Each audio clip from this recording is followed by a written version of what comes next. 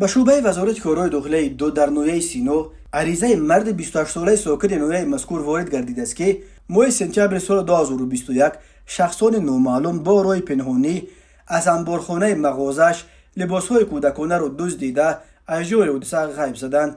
ضرر رسانیده شده 30,000 سامانی را تشکیل می‌دهد. هنگام گذرانیدن چاره‌بینی‌های اپراتیوی جستجویی از جانب کارمندان میلیسیا، مرد 30 ساله ساکن همین نویه همچون گمانبر در صادر نمودن جنایت دزدی دستگیر کرده شد. اوید به این حادثه تفتیشات ادامه دارد. به شعبه وزارت کارهای داخلی در شهر وحدت با عریضه جوان 19 ساله ساکن شهر مذکور مراجعت نموده است که 13 فوریه سال 2023 تقریبا ساعت 17:30 دقیقه هنگام در افت-ماشین کرایه‌کش تمغه اوپل نشستنش یک شخص ناشناس با تخلص بیروز او را به یگان اساس دشنامه قبیه داده با زوراوری از دستش تلفن موبیل تمغه ردمی 9 را تصرف نموده از جای حادثه غیب زده است. ضرر رسانیده شده 2000 سامانی را تشکیل می‌دهد.